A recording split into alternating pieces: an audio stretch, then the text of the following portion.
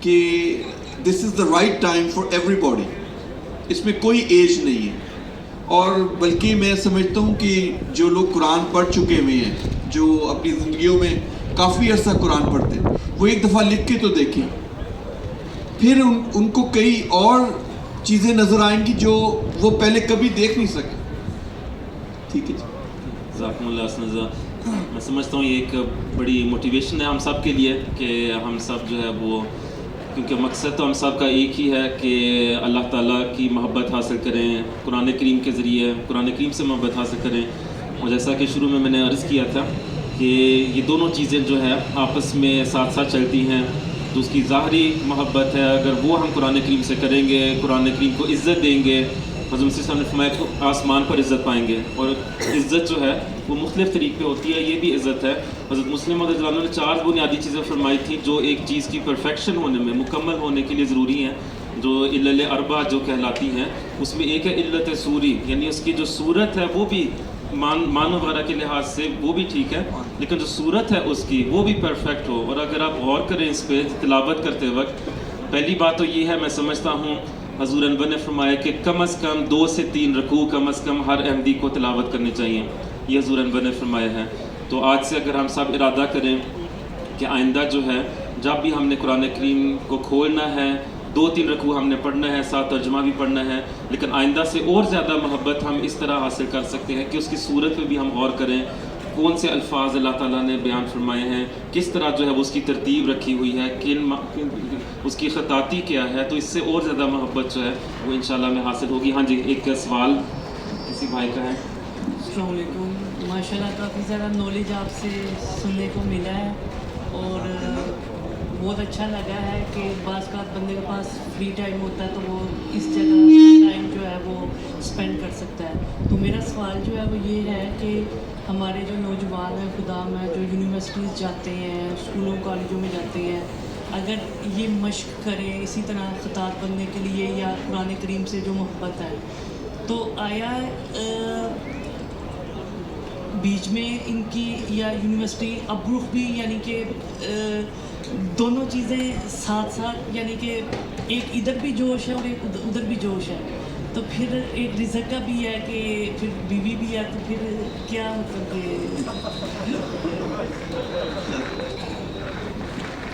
شادی کی ہو گئی شادی ہے؟ میں اس لحاظ سے بات نہیں کر سکتا، لیکن یونیورسٹی کے بارے میں جو انہوں نے بات کی تھی، کہ میں ایک مزیدار بات کرتا ہوں کہ میرا ایک ایگزام ہو رہا تھا کچھ مہینے پہلے، اور اس ایگزام کی بلڈ اپ میں مجھے پتہ چل رہا تھا کہ پتہ نہیں ایک دن 100 لوگوں کو فیل کر دیا ہے پروفیسر نے، اگلے دن اور لوگوں کو فیل کیا. تو جب میرا دن آیا اس سے ایک دن پہلے میں خطاطی کر رہا تھا، اور میں سمجھتا ہوں کہ جو بندہ خطاطی کرتا ہے اس کا وقت کبھی ضائع اور کوئی اس میں وقت کبھی جاتا نہیں ہے. اللہ میاں ویسے ہی راستے بناتے کہ اور وقت انسان کو مل جاتا ہے، اور یہ خطاطی کی خوبصورتی ہے. اور آپ بات کرتے ہیں مشق کے بارے میں، ایک روٹین کی بات ہے. اب بہت لوگ ہیں روٹین میں وہ بہت چیزیں کریں گے، روٹین میں وہ اپنے فیملی کے ساتھ وقت گزاریں گے. کچھ لوگ روٹین میں وہ کوئی سیریز دیکھیں گے ٹی وی کے اوپر. آپ نے وہی روٹین آپ نے تھوڑا سا خطاطی میں جب آپ لگائیں گے، آپ کو پتہ چلے گا کہ وہ خطاطی کا وقت خدا تعالیٰ وہ ایکسٹرا 1 گھنٹہ دے دے گا، 24 گھنٹے میں وہ 25 گھنٹے دے دے گا. یہ خوبصورتی ہے خطاطی کے بارے میں. جزاکم اللہ اسنذہ. ہاں جی، اور کسی بھائی کا سوال بھی موقع ہے؟ ہاں جی، وہاں پیچھے وہ آخر میں دوست بھائی بیٹھے.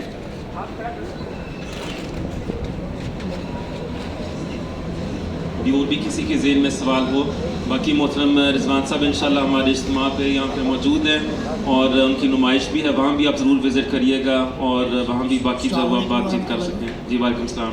جی مربی صاحب، میرے عزیز پاکستان ہے تو مجھے پاکستان پہ نہیں چھوڑتے تھے، اب ادھر آ گیا ہوں تو جو سنی سوال کرتے ہیں میرے سے کہ جو رفع دین ہے یا یہ عام 5 عام آپ اٹھاتے ہیں، آپ احمدی نہیں اٹھاتے، تو اس کا آپ کے پاس کوئی جواب ہے تو مہربانی آپ دے دیجیے. ٹھیک ہے، مختصر طور پہ میں دے دیتا ہوں. رفع دین کا اصل میں روایات میں ऐसी रवायात मिलती हैं जहाँ पे रफ़ा यदैन का ज़िक्र मिलता है कि रसूल करीम सल्लल्लाहु अलैहि वसल्लम की सुन्नत भी ये रही है, लेकिन जो भी मुतवातिर रिवायात हमें मिलती हैं, जो मुसलसल रिवायात होती हैं, उनमें बहरहाल रसूल करीम सल्लल्लाहु अलैहि वसल्लम का रफ़ा यदैन ना करने का ज़िक्र मिलता है। तो इसलिए हमारी जमात का भी अकीदा है कि जो मुसलसल मुतवातिर रिवायात हैं उन पे हमारा अमल है। बाकी ये रहा सवाल कि फ़ैसला जो है वो ये किसने करना है। रसूल करीम सल्लल्लाहु अलैहि वसल्लम ने 1400 साल पहले ये फरमा दिया था कि मसीह मौद जो आएगा वो फ़ैसले करेगा, हकम अदल होगा और इन जो झगड़े होते हैं छोटे मोटे उनके बारे फ़ैसले फरमाएगा। तो हज़रत मसीह अलैहिस्सलाम जो मसीह आ गए हैं उन्होंने ये फ़ैसला किया है और उनकी सुन्नत पे हम अमल कर रहे हैं। अगर कोई रफ़ा यदैन करता है, हज़रत मसीह अलैहिस्सलाम के वक्त में भी ऐसे लोग थे जो नई बैत करके आते थे, रफ़ा यदैन करते थे, हज़रत मसीह इस्लाम ने उनको सख्ती से मना नहीं फरमाया, लेकिन कुछ अरसे बाद जो है हज़रत मसीह इस्लाम फिर प्यार से बता देते थे, समझाते थे कि ठीक है अब आपने बैत कर ली है तो ऐसा ऐसा फिर हमारी सुन्नत के साथ भी शामिल हो जाएं। तो ये है।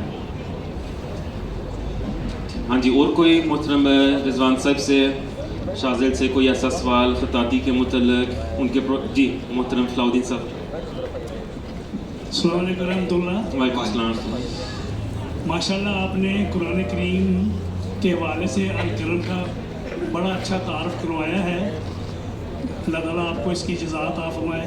जज़ाकल्लाह। अब यह कि ये ज़रा थोड़ा सा बता रहे हैं सामीन के लिए कि हज़रत सल्लल्लाहु अलैहि वसल्लम का जो उन पे कुरान करीम नाज़िल हुआ और उस वक़्त क्या कैफियत थी, कितना कुरान करीम जो है वो इकट्ठा हुआ था और कब ये कुरान करीम की शक्ल अख्तियार कर गया।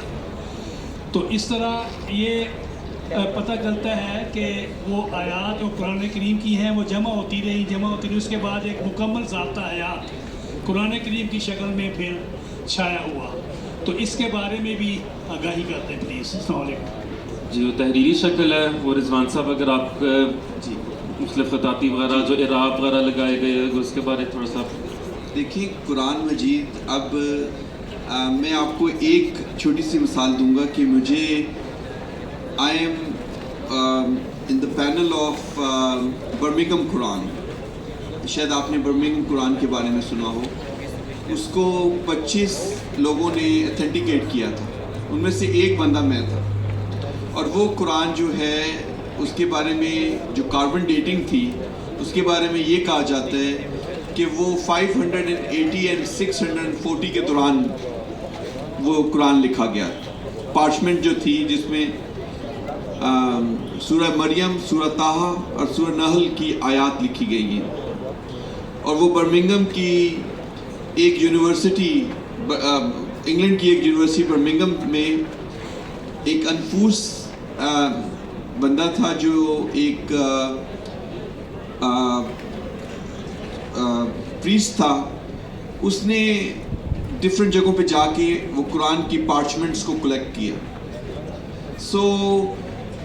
और वो बहुत बड़ी कलेक्शन थी। उस कलेक्शन को अब जाके उसको कराया और अल्लाह की कुदरत देखें कि वो कुरान का पार्चमेंट जो थी वो किसी मुसलमान कंट्री से नहीं निकली, वो एक वेस्टर्न कंट्री से निकली। अल्लाह मियां ने उनके ज़रिए से बताया कि ये कुरान मजीद जो है उस दौर में निकला है और ये हिजाजी स्क्रिप्ट में है और ये मक्की मदनी कूफी स्क्रिप्ट में लिखा गया है। और ये कुरान जो है इसका एक लफ्ज़ भी जो है वो तब्दील नहीं हुआ।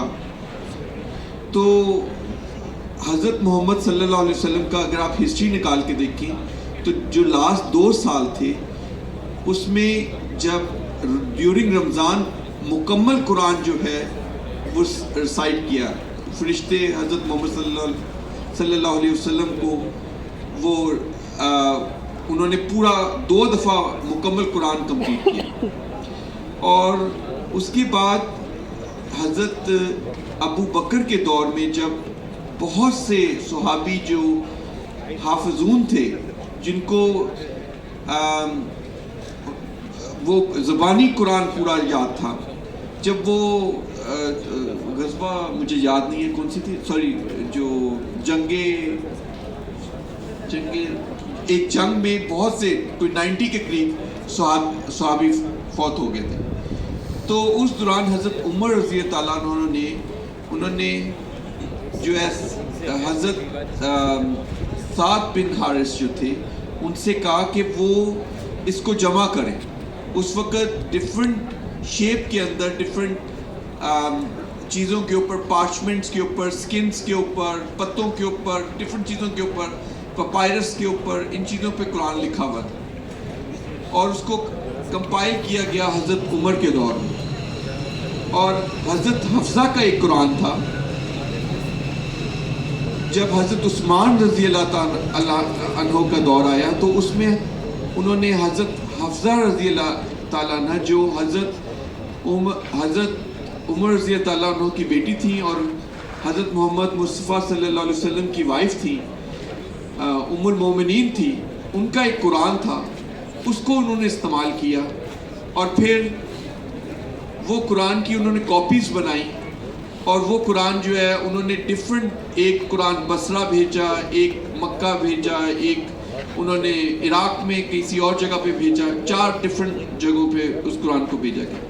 اس میں سے ایک قرآن جو ہے وہ آج بھی اگر آپ کو موقع ملے تو ٹوپ کاپی میوزیم کے اندر وہ قرآن ہے جو حضرت عثمان رضی اللہ عنہ کے دور میں اس کو محفوظ کیا گیا. وہ مکمل قرآن ہے اور جب ان کی شہادت بھی ہوئی تو وہ اس وقت وہ قرآن پڑھ رہے تھے. وہ ٹوپ کاپی میوزیم کے اندر ترکی میں استنبول میں ہے.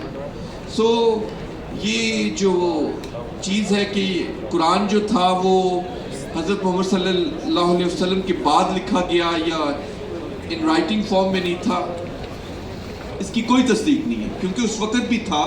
اس وقت بھی 40 کے قریب جو اصحاب اجمعین تھے، کاتبین وحی تھے، وہ اس کو اکٹھا کرتے تھے تو اور لکھتے تھے. اور حضرت جس طرح شاذن نے ابھی بتایا، حضرت علی جو تھے رضی اللہ تعالیٰ عنہ وہ پہلے خطاط تھے قرآن کے، انہوں نے اس کو خطاطی کی. اس کے علاوہ حضرت امیر معاویہ رضی اللہ تعالیٰ عنہ وہ بھی خطاط تھے جنہوں نے اس دور میں حضرت محمد صلی اللہ علیہ وسلم کی سے آگاہی لے کے تو اس کو لکھا. So it's a great history about writing of Quran as well. مگر آپ کو اور کوئی کوشچن ہو تو میں آگے تک تفصیل میں بیان کر سکتا ہوں. ٹھیک ہے، جزاکم اللہ حسن جزا. اور کسی بھائی کا سوال کو؟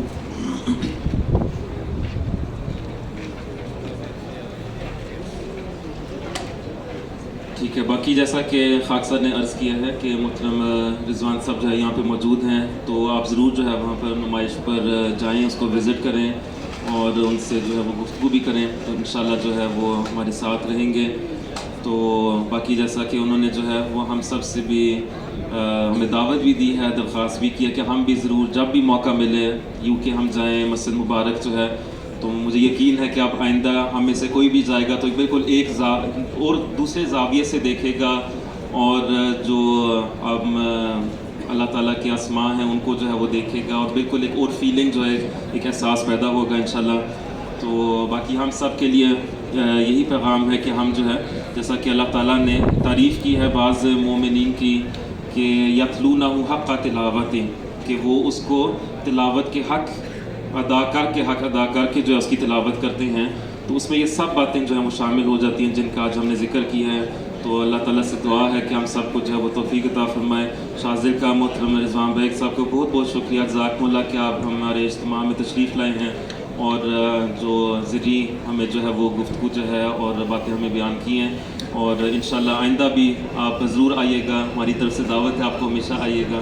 اور جزاکم اللہ حسن جزا. بہت شکریہ. Danke, Lars, ne, das ist aber schon schwer. Liebe Brüder, wir sind damit